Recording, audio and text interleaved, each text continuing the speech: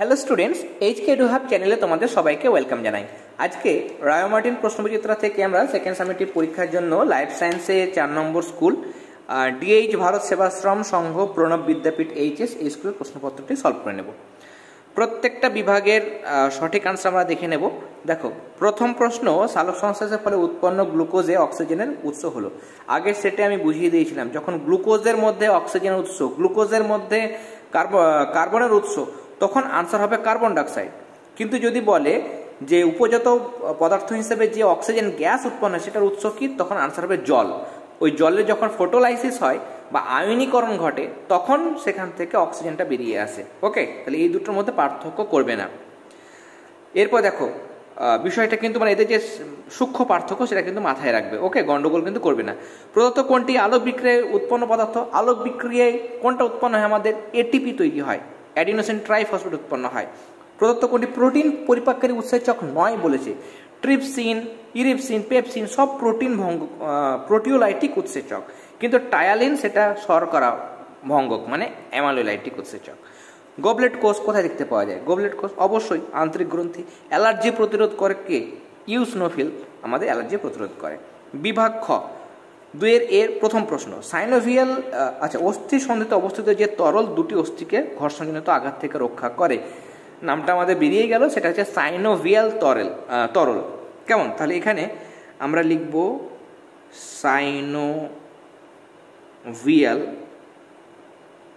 Synovial তরল।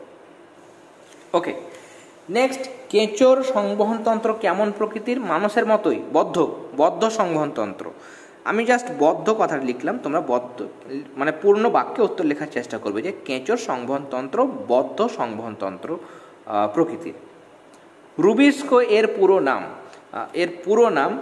আচ্ছা, এই প্রশ্নটার আনসারটা আগে লিখে রাখলে বেশি ভালো হতো, তাহলে সময়টা নষ্ট হতো না। এটা হচ্ছে রাইবিউলোজ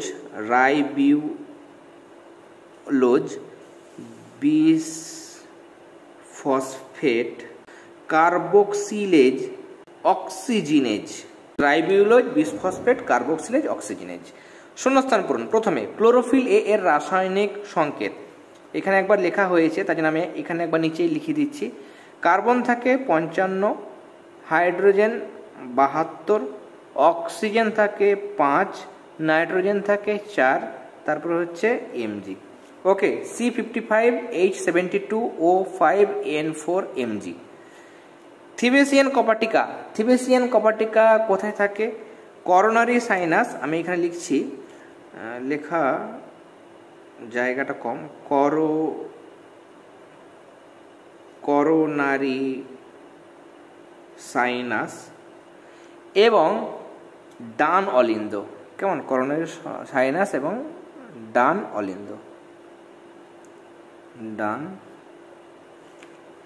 অলিন্দ। এখানে সর্পগন্ধা গাছের থেকে পাওয়া রেচন পদার্থ হচ্ছে রেসারপিন।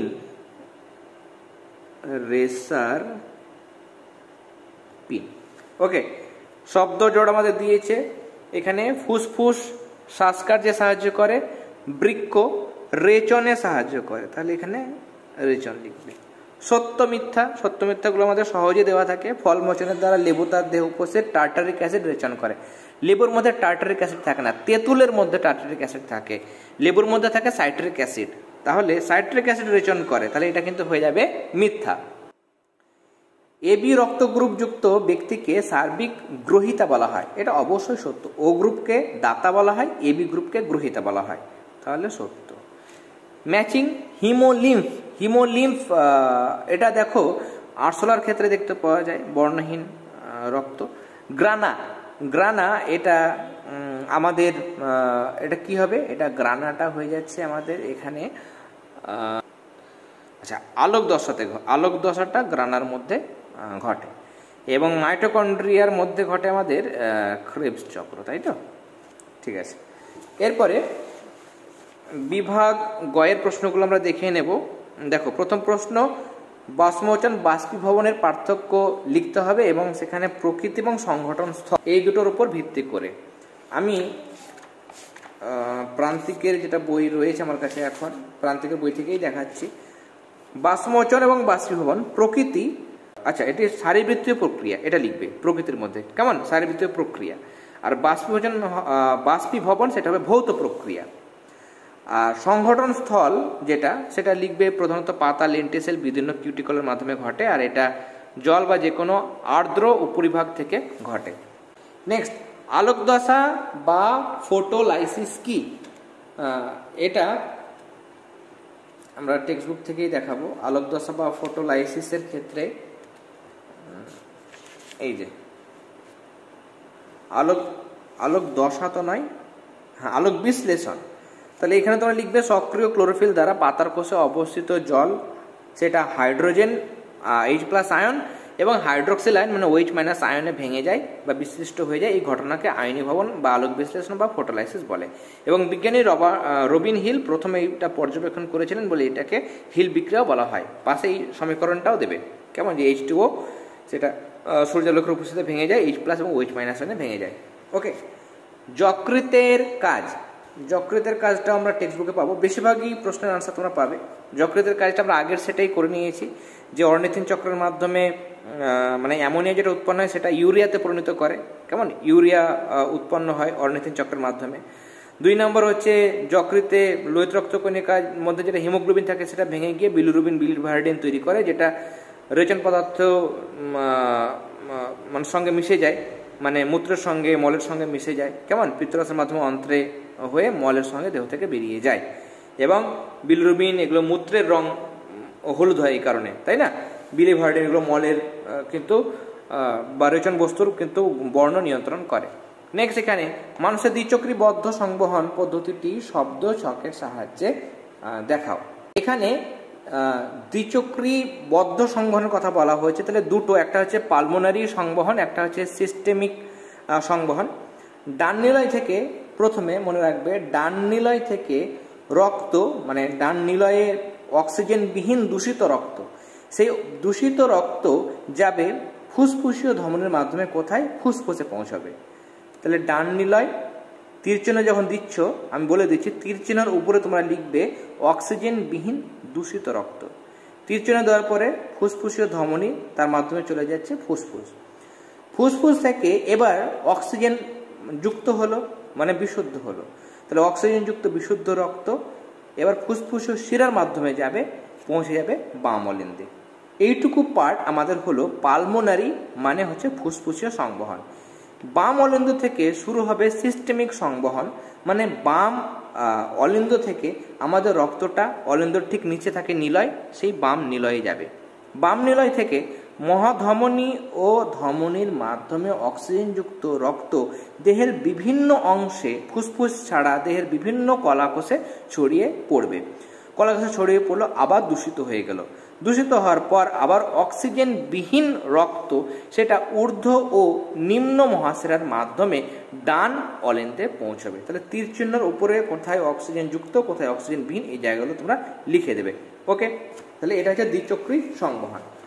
নেক্সট, আমাদের এখানে প্রশ্ন হচ্ছে, দেখো, উদ্ভিদ রেচনের দুটি বৈশিষ্ট্য উল্লেখ করো।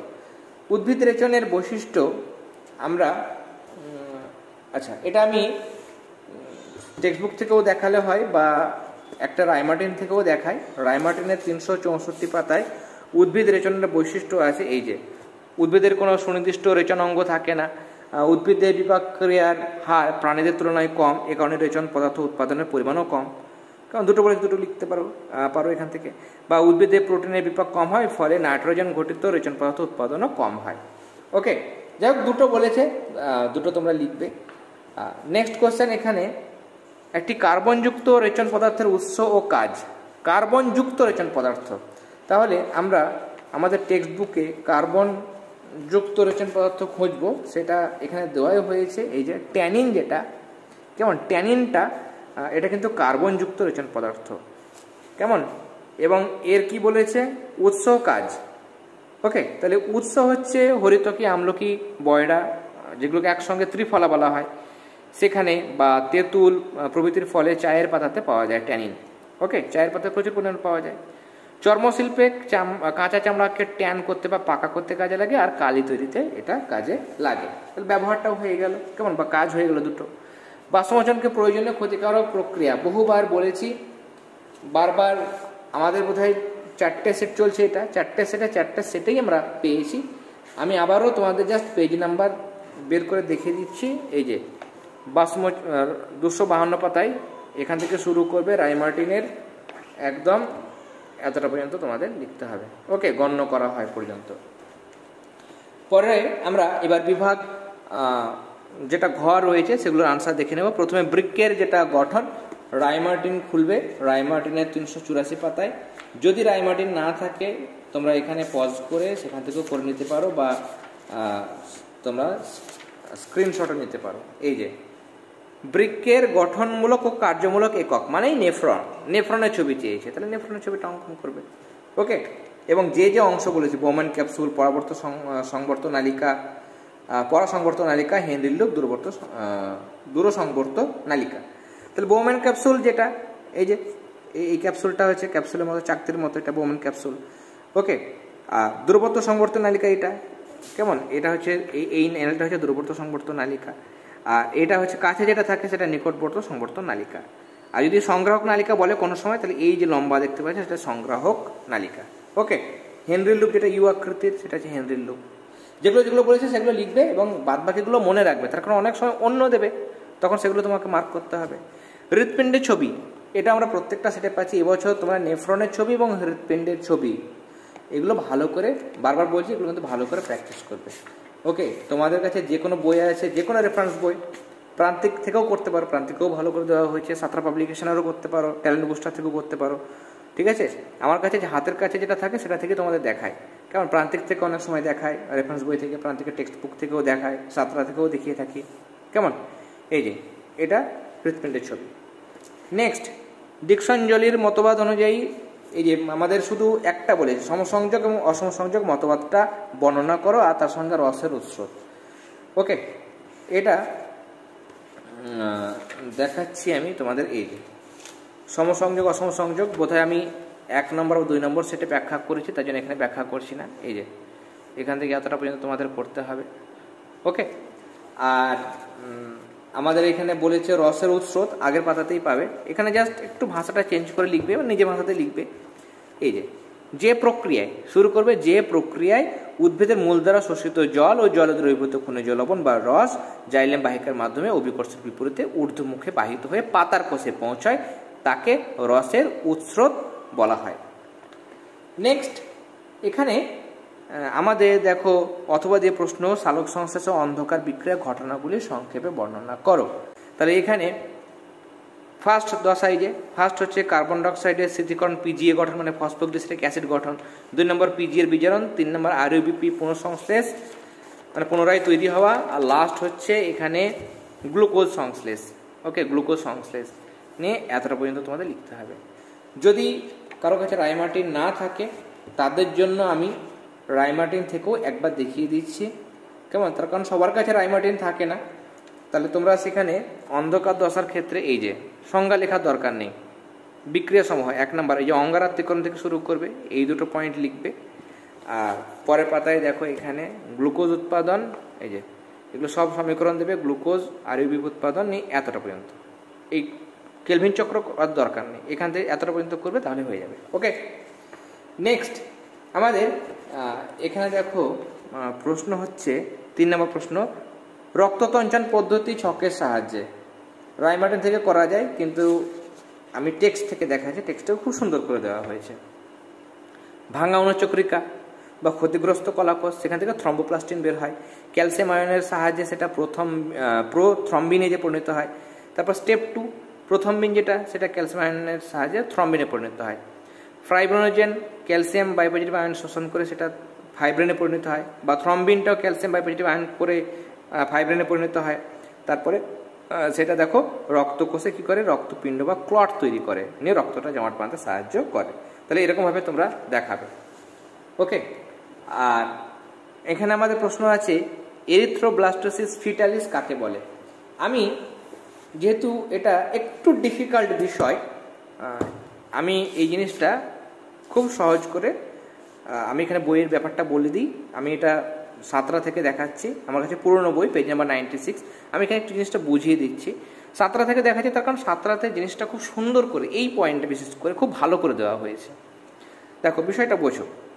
এখানে বলছে সাধারণত কোনো RH নেগেটিভ পজিটিভ তোমরা জানো, মানে এক্ষেত্রে কী হয়, RH নেগেটিভ হলে সেগুলো ব্লাড গ্রুপগুলো নেগেটিভ হয়, পজিটিভ হলে ব্লাড গ্রুপগুলো পজিটিভ হয়, এগুলো তোমরা জানো, সিম্পল জিনিসগুলো আছে। আর RH মানে এগুলো তোমরা তো জানো, RH ফ্যাক্টরের ক্ষেত্রে তোমরা পড়েছো, এই যে রেসাস ফ্যাক্টর রেসাস, এগুলো তোমরা জানো। ওকে, এখানে বিষয়টা দেখো, সাধারণত RH নেগেটিভ যেগুলো, মানে RH নেগেটিভ মানে কি, রেসাস ফ্যাক্টরটা নেই, অনুপস্থিত। RH পজিটিভ মানে রেসাস ফ্যাক্টর আছে, উপস্থিত। বোঝা গেল? তাহলে কোনো RH নেগেটিভ মানে যেখানে রেসাস ফ্যাক্টরটা নেই, অ্যাবসেন্ট আছে, সেই রকম মহিলার প্রথম গর্ভস্থ ভ্রূণটি RH পজিটিভ হলে ভ্রূণ থেকে প্ল্যাসেন্টার মাধ্যমে, মানে বাচ্চাটা যে পর্দা দিয়ে বা যে যার মাধ্যমে থাকে থলির মধ্যে, সেই প্ল্যাসেন্টা বা অমেরার মাধ্যমে মহিলার দেহে ডি অ্যাগ্লুটিনোজেন প্রবেশের সম্ভাবনা থাকে এবং মহিলার দেহে অ্যান্টি-ডি অ্যান্টিবডি গঠিত হয়। মানে মাতা বা মা, তার এখানে কি আছে, RH নেগেটিভ মানে তার শরীরে ডি অ্যাগ্লুটিনোজেন যেটা, সেটা নেই, রিসেস ফ্যাক্টরটা নেই। এবার তার যদি বাচ্চা হলো, প্রথম বাচ্চা যেটা ভ্রূণ অবস্থায় মায়ের পেটে আছে, সেই বাচ্চাটা যদি RH পজিটিভ হয়, তাহলে কি হবে সেখানে, RH পজিটিভ মানে সেখানে ডি অ্যাগ্লুটিনোজেনটা আছে, নেগেটিভ মানে নেই, পজিটিভ মানে আছে। তাহলে যদি থাকে, তাহলে সেক্ষেত্রে ওই প্ল্যাসেন্টা বা অমরার মধ্যে দিয়ে বাচ্চাটার মানে কভার করা থাকে, কিন্তু কভার করা থাকলেও সেখানে একটা পসিবিলিটি থাকে, কোনো সময় যদি ছিঁড়ে যায়, প্ল্যাসেন্টা নষ্ট হয়ে যায়, তাহলে কোনো কারণের ফলে, মানে কোনো অ্যাক্সিডেন্টাল কজে বা কোনো মেডিকেল কোনো ইস্যু হতে পারে, সেখানে ওই ডি অ্যাগ্লুটিনোজেনটা মাতার শরীরে চলে যাচ্ছে। দেখো, মাতার শরীরে চলে যাচ্ছে এখানে, তাহলে মাতার শরীরে যদি ডি অ্যাগ্লুটিনোজেন ঢোকে, তাহলে অ্যান্টিজেন তো অ্যাগ্লুটিনোজেন, তাহলে তার বিরুদ্ধে একটা অ্যান্টিবডি তৈরি হবে মায়ের শরীরে, সেটা কি অ্যান্টি-ডি অ্যান্টিবডি, সেটা তৈরি হলো।